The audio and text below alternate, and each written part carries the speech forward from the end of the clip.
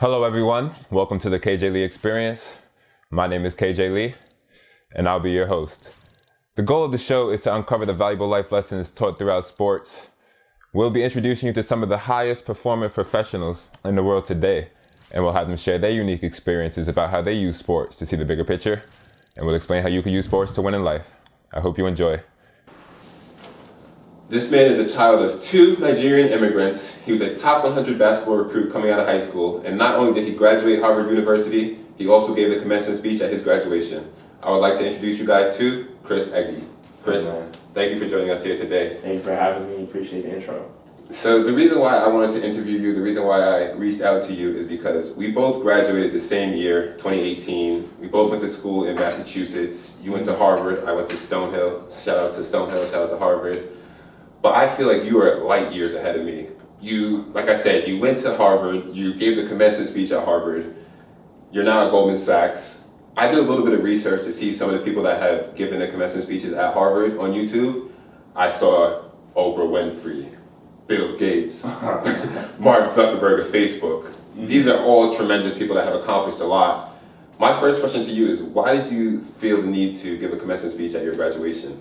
Yeah, no. So that story is actually interesting. The year before, one of my best friends on the basketball team, Zena, was graduating. Also, my captain, Siani, and we had a few of our guys graduating. So I stayed on campus to attend graduation. It's the first time I've ever seen Harvard's graduation. And I went to see some of the student speeches that were given at graduation. And the student Jonathan Roberts, he gave this speech about, and like the theme of the speech was like this idea of like back in my day, and basically he's talking about how when his dad told stories about like back in the day, he was talking about how much rougher it was, and like how one day he hopes we can build a world where like he can have the same experience, where basically his kids living in a better world and that allows him to be like back in my day was tougher. Gotcha. So it's like I really enjoyed that speech, and just like the way he gave it, the topic, it left me thinking afterwards. And I'm like, okay, when I graduate, it'd be cool if I could do that and like have a message to share. And come senior year, the opportunity came to kind of speak, and I felt like I had a message I wanted to share with people at Harvard, with the next generation of kids who are coming up, and then with the parents who are attending.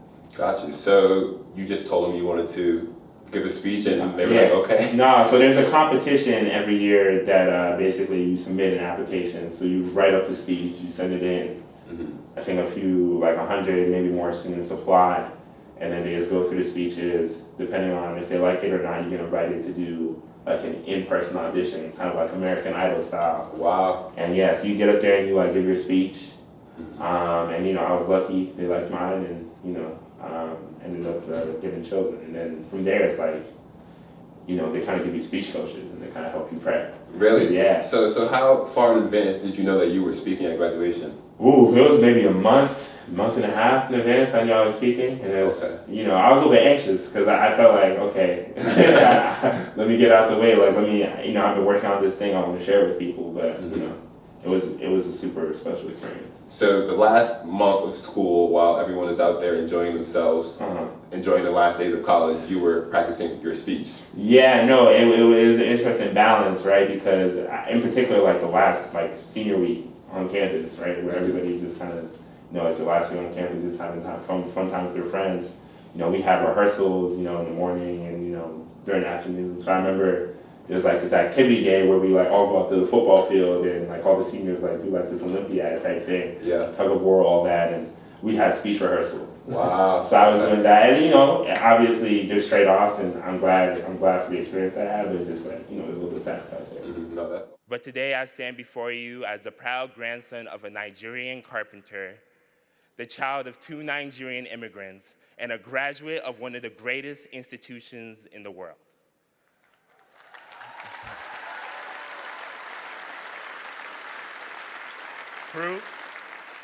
Proof that while we all have dreams, some of us have to travel farther to achieve them, both figuratively and literally. My wish is that with our help, more dreams can be converted into realities. That is a calling that the class of 2018 must answer. A dual mandate to do well and to do good. To wake up, look around, and help those whose climb is stifled by the burdens of oppression. Your future, my future, and the future of our society depends on us creating, supporting, and investing in the dreams that the next generation can live up to and build upon. It depends on us looking one another in the eye and telling one another to continue to strive for more, to keep growing, and to never, ever stop climbing. Because the next generation is watching, looking up at us, eyes wide, sparkling, and full of joy as we yell out, higher, higher, and higher.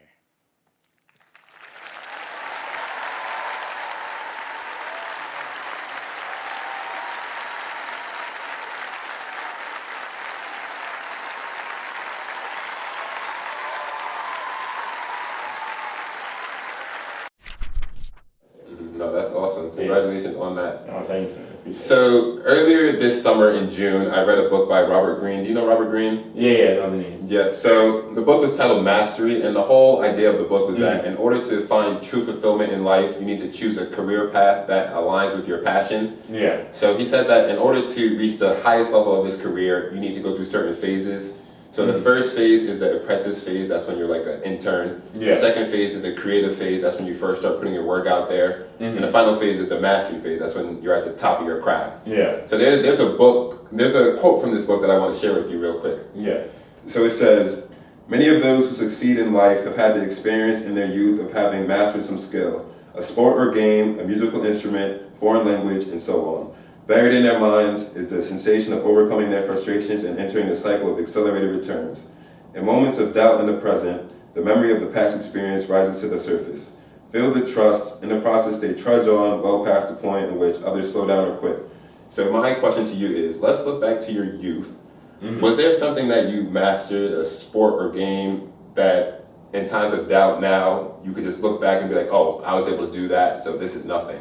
Yeah, no, I think there's a few things. I think one is, honestly, funny, you know, like, our basketball is a huge part of my life, but, like, before basketball, I was, like, a huge geek. You know, so, like, I remember one of my greatest accomplishments in life, and honestly, like, I wore 24 in college. It's my mom's birthday. My mom born on December 24th. My dad born on September 24th. Oh, wow. So everybody is like, okay, when people ask me why I wear 24, I say it's because of my parents' birthdays. Not Kobe.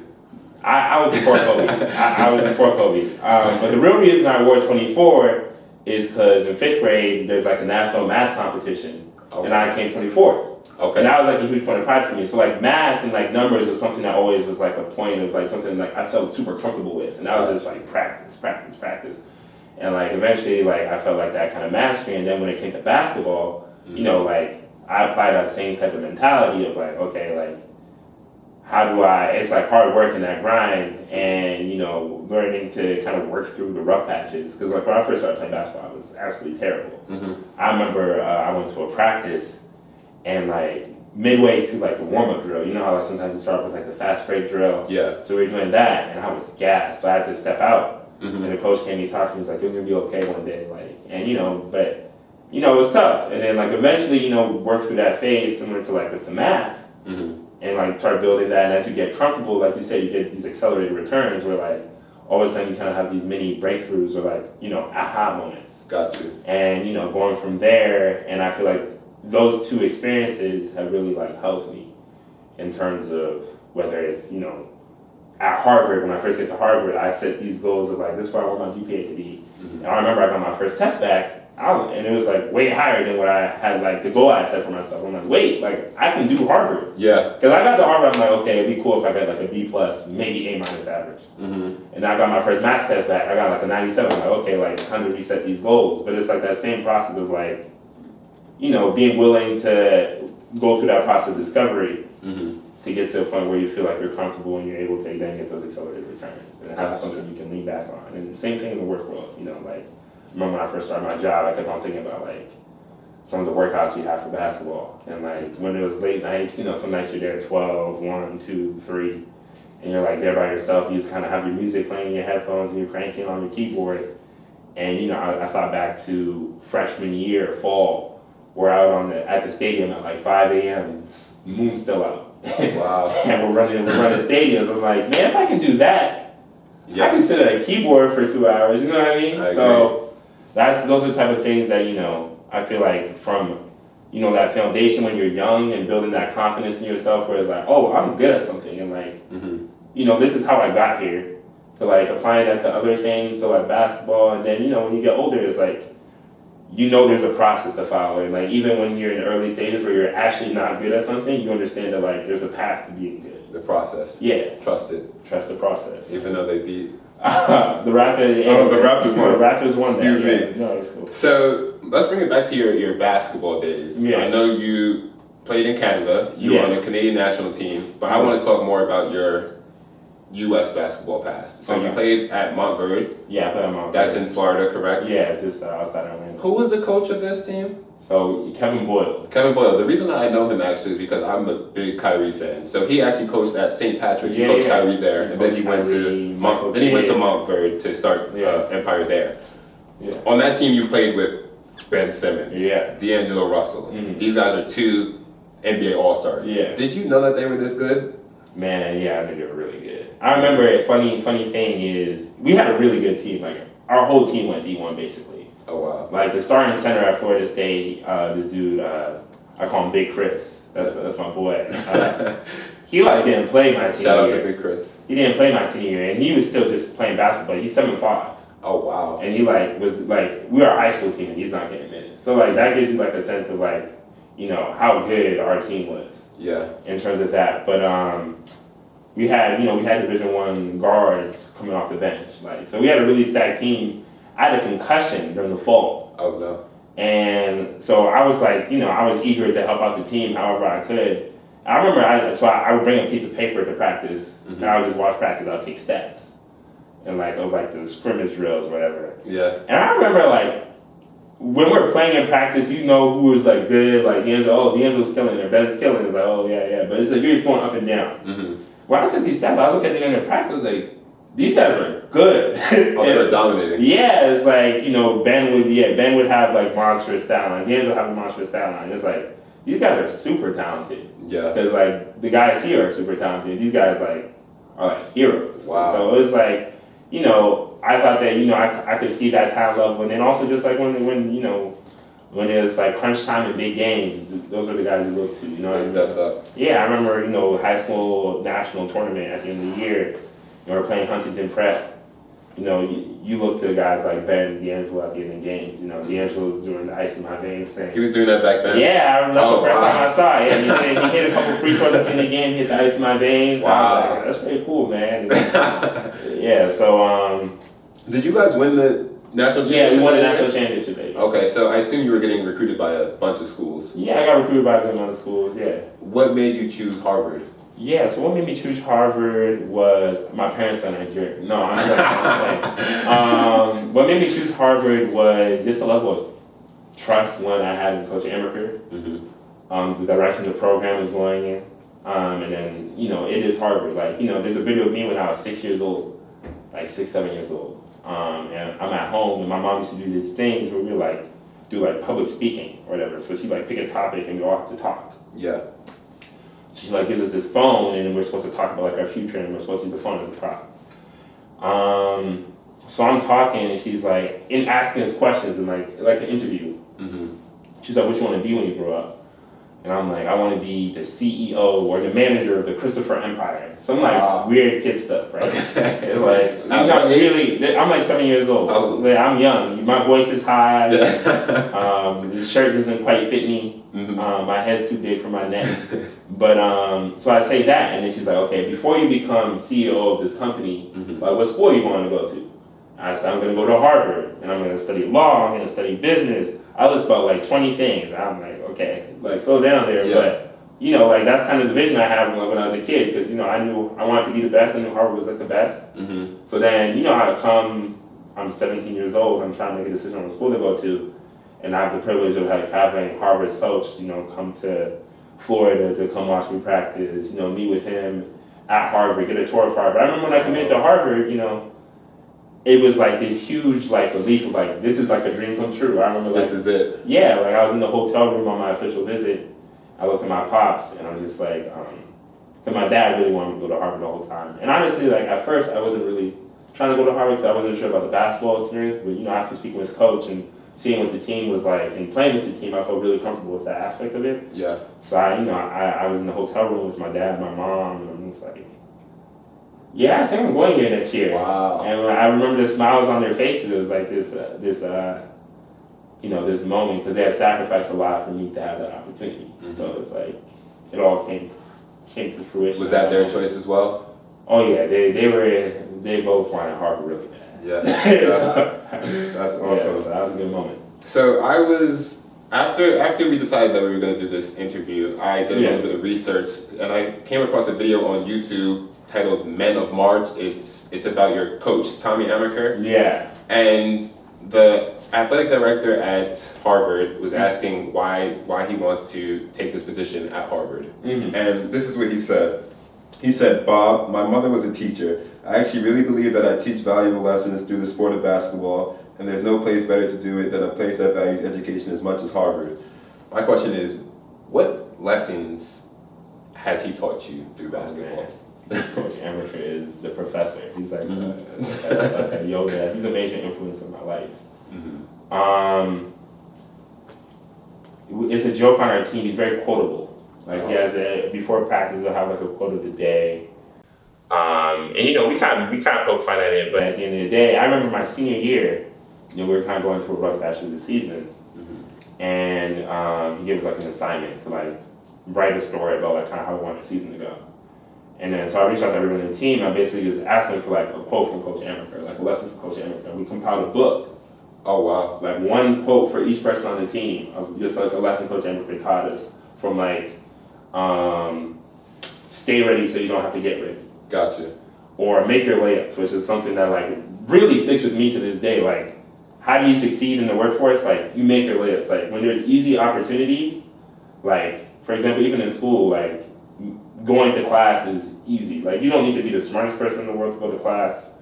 You don't need to, be an actual physicist.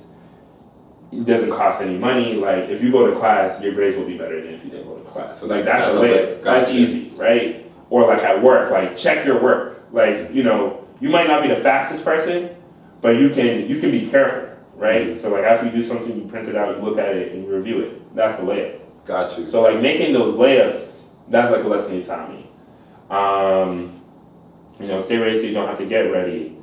It's amazing what we can accomplish when nobody cares who gets the credit. That's another thing he likes to impart on us. So, like, he has all these little quotables and lessons that he's taught us through basketball.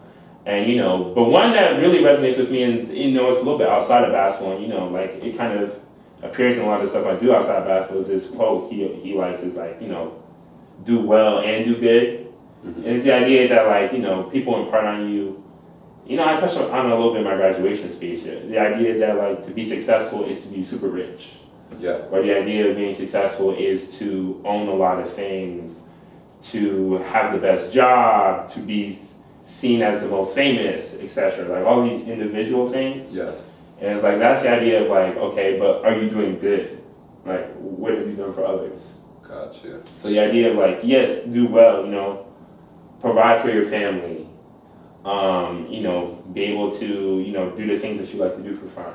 Mm-hmm. But also, like, do good for others. Like, you, especially, going to a university like Harvard, where we are blessed with these privileges, blessed with just privilege in general. Like, there's a lot of things that I can have access to just by means of attending that school that, like, other people don't have access to. Mm-hmm. And, like, understanding that that's a privilege, and it doesn't mean that I'm smarter than anybody, it doesn't mean I'm more talented. It's just, like, I was more fortunate. Like, I could have been born, like, I grew up in a suburban area where, the school system was one thing, and, like, resources that I had access to resources a lot of people might not have access to in other places. When I needed help with my SAT, I was able to afford a tutor, like, little things like that. Yeah. And it's like, so I'm a product of hard work, yes, my parents' work, yes, but also a privilege of circumstance, right? And just being able to understand that, and understand that my success isn't my success. Gotcha. And understanding that, it's my duty, after being given this privilege and being able to kind of win that lottery, to utilize that privilege to help others. Gotcha. And give people access to that. So Coach Amaker wasn't just a coach; he was also a professor in a way. No, he does things like faculty dinner. Like, he'll bring in, like, Dr. Cornell West. we had like a team dinner with him, and he just talked. He like kind of lectured to us for an hour, and we just got to like pick his brain, ask him questions. You know, he organized an event at the Institute of Politics where Kareem Abdul-Jabbar came and talked about, you know, some of the stuff he's encountered. You know, Dr. Harry Edwards, who helped organize the 1968 Olympic protests. Yeah. Like, you know, I got to Coach Emmerich brought him to campus. We had discussions with him. Wow. I actually got close. He helped me actually with a lot of my No More Name stuff. Mm-hmm. So like, that's all stuff that, you know, doesn't even like we're not on the court, you know. Yeah. And that's some of the stuff that I appreciate most from Coach Emmerich. He really helped me form as a man, not just a basketball. So I remember we were talking about Chris Polanco before this interview. Shout out to Chris. He just moved to LA. Yeah. I remember when he first connected us through email. He sent me a article that you had written for the Players Tribune, Finding Michael Brown. Yeah. And there was a quote that stuck with me from there that I'm just going to read to you. It says, "I was a man, but also a kid. I was a kid, but also a threat." What do you mean by this? Yeah, no, so I was just kind of touching on, to be a young black man, you know, in America is to grow up knowing that, you know, Tamir right? He was 8 years old, and, you know, he had a toy gun. But when they see him, they don't see an 8-year-old, they see a black man. Mm-hmm. So it's to be robbed of your youth and your innocence at a young age because of the color of your skin and because of the perceived threat. And it's to be seen as a threat in all circumstances until proven otherwise. Okay. So, you know, that's kind of how I, you know, when I had to acknowledge that in my existence as, you know, a 6'8", 230-pound black man in America, Mm-hmm. that, you know, if an officer ever pulled me over and I'm, you know, moved the wrong way, it could be an issue. Yeah. Because they don't see a civilian, they see a threat. And, you know, just acknowledging that, you know, it shouldn't be that way, but, you know, I am viewed as a threat. And, you know, that in itself is an insight that is, you know, at once, you know, helpful because we have to navigate these spaces, but also, like, depressing because if you're an 8-year-old boy playing with a toy gun, you should be killed. I agree. So you talked about how you participated in the protest. Mm-hmm. You and your teammate, I think you guys were coming home from practice. Yeah. And then you saw the protest going on. Yeah. And you joined the protest. And then you laid on the... Yeah, it was like there was a die-in, so everybody gets laid on the street. Mm-hmm. Yeah. Okay, so you participated in that, and then you went on and you started your own... You started No More Names. Yeah, that was a while later. So the protest was freshman year, Mm-hmm. and No More Names is my senior year. Okay. But what was the question? What exactly is No More Names? So what No More Names is kind of like a grassroots effort to, one, spark discussion amongst young people, and, you know, particularly we've run events at Ivy League schools so far, and to just kind of leverage the privilege, like I said, as a weapon Mm-hmm. to help grant access to, you know, voices. So like one person we, you know, worked a lot with is Emma Garner. Mm-hmm. So she's the daughter of Eric Garner. Okay. You know, I've gotten the privilege to kind of get to know her. And basically what we did was, you know, when the court case for Officer Pantaleo was coming up, you know, in the lead up to that, we had a bunch of events with her at different campuses where she came to Harvard, she spoke there. She came to Columbia, she spoke there. About, you know, about her, and, you know, for her, it's just like, part of it is like a therapy for her, right? Just like talking about this horrible thing that happened to her, and like a lot of things like you don't really think about, right? Like, for example, on Twitter, people share all these videos of these incidents, right? Mm-hmm. And it's like, you don't really think about the fact that, like, you know, if you lost your dad and your dad was choked to death on camera, you wouldn't want to, every time you go on Twitter, you're seeing a video of your dad. No.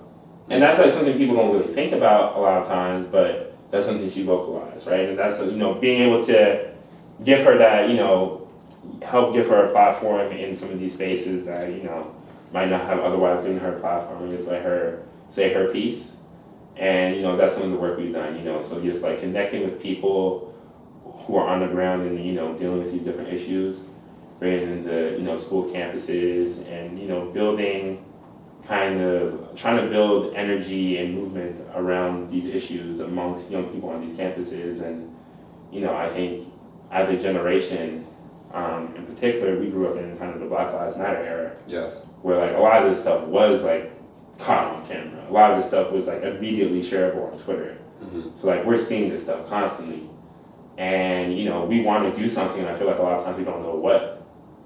So like trying to provide that, for young people of color. So like one thing that was two moments that were particularly like important for me in doing this. So one was, I think both of them happened at Princeton campus. So one was we had Vic Mensa's organization, Save Money, Save Life, come to Princeton's campus. Vic Mensa performed, a lot of energy around that. But his organization came to campus and they gave a talk on a program called Street Medics that they run. Okay. Which basically, in Chicago, there's a lot of street violence. And, what most people don't know, if you get shot, like there's a large chance that you can bleed out before the paramedics arrive. So what they do is, and it's terrible to, that this is something that needs to happen, but they train these young kids to be like first responders and help stop the bleeding so that when paramedics arrive, they can, have a chance to save people's lives. Wow. So we had that program, and they gave the presentation, walked students on campus through that program. And then, what ended up happening was, this summer I heard back from, the program director, Londi Kisable, and she's like, yeah, we ended up getting an intern to the event because, like, the students didn't know we were doing this work. But once they found out, they were like, there's one student who was particularly moved by the work they were doing and wanted to help out, and she ended up interning with them. So, like, being able to connect students with, like, I don't really know what to do with all this energy, to, like, these are organizations that are doing this stuff, and, like, we're bringing them to your campus, like, connect, and, like, hopefully we can, like, find ways for you to help them out and to help that work get done. Okay. And you plan on bringing this to different schools across the country? Yeah, so that's what we're working on. Whenever you have stuff like this, it's a challenge. So it's just like day by day, it's a process, and trusting the process and working on that. But I feel like different moments have been validating. So like for example, we're talking about like youth activism at Princeton with a program called BOLD. So it's like these high school students who are marked as leaders, and this one little girl. She was talking about how she's frustrated within her school community because she doesn't feel like people are, acting on these causes the way they should be. And, we spoke, and I was just telling her, and we were just basically talking about how, like, you're never too young to have a voice and to get stuff done. And, like, age is honestly just an illusion made up by, like, grown-ups. So, like, yeah, I agree. You can be 15 and you can organize a protest. You can be 15, you can, change stuff in your school. You can be 15 if you want to get something. Like, don't let your age be a detriment to what you want to accomplish, especially like now in the age of the internet where like there's all this information you can get access to. Like, so that's why I was telling her, and at the end of the session she was just like, like, thank you for that. Like, you really made me feel like I could make a difference. And I was like, that really hit me as it's like, I'm just out here talking to, doing all this stuff, but that was like, like there's something here, and like, we gotta keep going forward with this. That's awesome. So my dream, what God put on my heart is I want to alter the education system in the world. What I feel is though, I went through college, I got my degree in communication. I went to England, I did my master's degree, international business. I feel as though I've learned more valuable life lessons through sports than I did through the education system. And I feel as though a lot of kids grow up and they have goals of making it to the league. They want to go play NBA basketball, they want to go play NFL. So they put all their effort into this, and when they don't make it there, they feel like they're asked out. They're like, what now? I feel like that's because in the moment when you're playing these sports, you don't know what you're learning while you're playing it because it's happening so fast. So I want to have these kids taught what they're learning. You've already accomplished so much. You've gave a commencement speech at Harvard. You started No More Names. What else is out there for you? What's your dream? What's my dream? That's a great question. I feel like I have a couple dreams on like a few different levels, but one dream of mine is the idea that kind of touches on what I spoke about earlier. The idea that I've been very privileged. And I'm my being here and all the accomplishments you listed are a matter of circumstance, not just a matter I don't think of myself as some extraordinarily gifted person. I think of myself as an extremely blessed person, who has been blessed with some talents, but also has been blessed with like timing, luck, a lot of other things. You know what I mean? Like I could have been born during an economic downturn and that could have changed my life. My dad could have lost his job at any time and changed my life. So understanding that I have these privileges and that have been kind of given to me, right? And how do I take those privileges of having a Harvard degree, of being the commencement speaker, of being given a voice, and how do I lend that to people who don't have those privileges? Gotcha. People who, might be smarter than me, but don't have a Harvard degree, so no one's gonna listen. Yeah, or, Black people who are frustrated with certain things, but again, like, don't work in whatever industry, so people aren't gonna listen. It's like, I've been afforded, we live in a kind of a society that's been like guided by like white supremacist ideologies is like the foundation of kind of American society, and the patriarchal nature of that as well. And that's kind of the system we live in. And that system, I have like certain markers or signals that system lends weight to. Yeah. And taking advantage of that stuff to like help those people who don't have those. So like one thing, for example, that I've tried to do is, in college, I helped run a tutoring company called Go Test Prep. Okay. And what we did was we tried to provide affordable tutoring for SAT classes to high school students of color, different basketball players I knew, because I knew there's a lot of super smart kids, honestly, or kids who are smart enough to get their grades in schools didn't really correlate to their test grades, and that's because like the SAT isn't a class; it's a test that you have to study for. Yeah. And there's like a way to do well on the SAT, and like, if you don't have access to tutoring, honestly, like oftentimes you'll be kind of left behind. Mm-hmm. And so take the privileges I was granted. So I was able to get a tutor. I was able to go to Harvard, and basically we got a bunch of Harvard students to like help tutor these kids. Gotcha. At a price that was way lower than the market price. That was something of me taking the privileges I've been given, and using that to help people out. And one of a couple special moments for me is this kid Tim Keeley, who I'm still good friends with to this day. He got into Brown. We worked with him, and then a friend of mine is is at Cal Berkeley. So those are some of the things that we've been able to help. Like kids who otherwise wouldn't have had those opportunities not because they aren't smart enough, but just because they don't have those privileges that like a lot of other kids do. Like they were able to get access to that, and so my dream, I guess, would be kind of democratizing access to different resources like that. Gotcha. That's kind of long-winded, but yeah. No, that was perfect. Thank you for that. Have you ever heard the term "use sports"? Don't let sports use you. Yeah, no, I've heard that. What does that mean to you? Yeah, for me, it was always, I guess I could ground in a story. So in 6th grade, when I first really started seriously playing basketball, I wasn't good, but I was I wanted to be good. So I was the only 6th grader on the team, on the U14 team at the school. I was super tall. Mm-hmm. And I remember I was always a good student, but I was kind of slacking in school. So my teacher pulled me aside, and he was you can do both.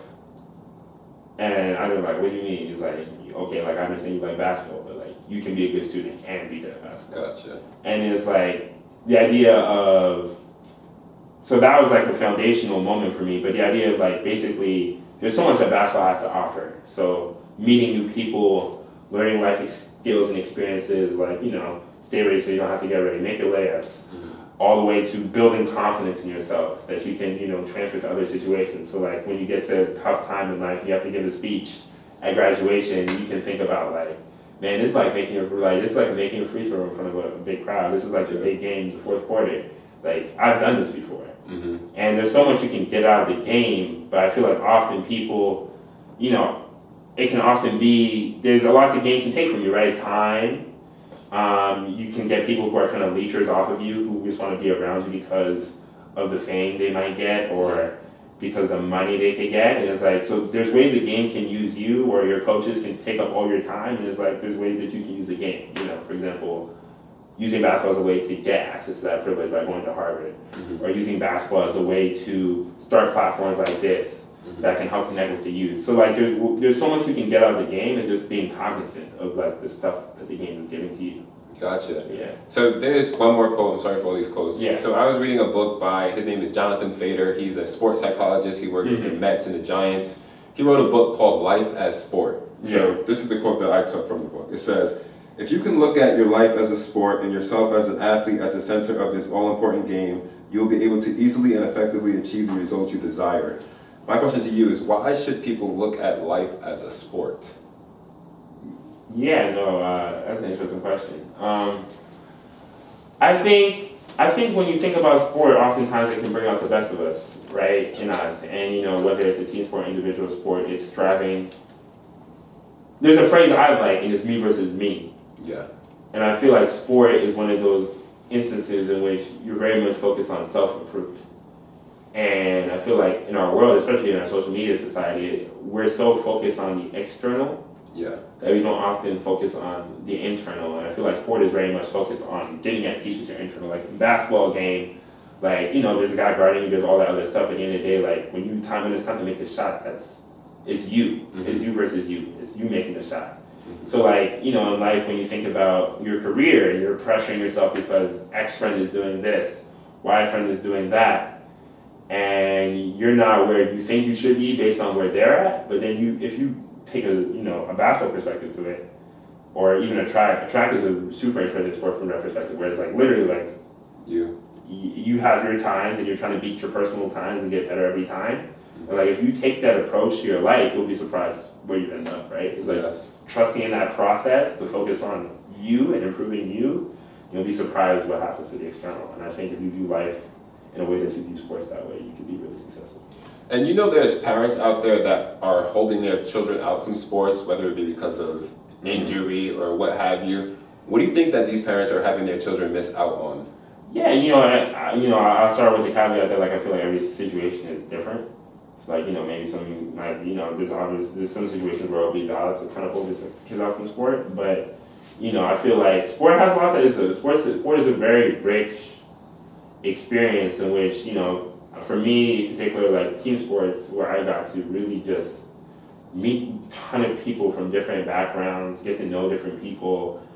You're trying to figure, life is all about like figuring where you fit in this world, and like, on a basketball is kind of that same thing, right? You're on the court with 5 people. One guy's the big man, the other guy's the shooter, the other guy's the ball handler. Like, what am I? And it's like constantly figuring out where you fit in this world, things you can be confident about, things that are your weaknesses, improving your weaknesses. It's a process of self-discovery. Yes. And particularly as a young kid, for me, growing up as a young, awkward, I was always the tallest in my class. I was like 6'5" when I was 14. Oh, wow. I'm like this gangly kid stumbling, tripping over my own shoelace all the time. And it's like, basketball was a formative experience in me, not only discovering who I was on the basketball court, but discovering who I was as a man. Yeah.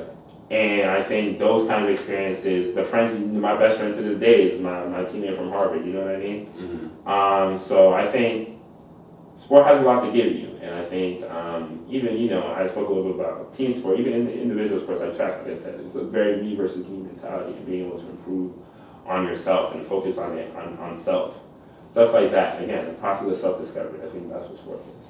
That was beautiful. Thank you for joining me today. Appreciate you. I wish you all the best success. If they want to reach out to you, if they want to follow No More Names, where can people find you? So follow No More Names at _ No More Names, one word. And then, you can follow me at Chris Egi, so ChrisEgi 24.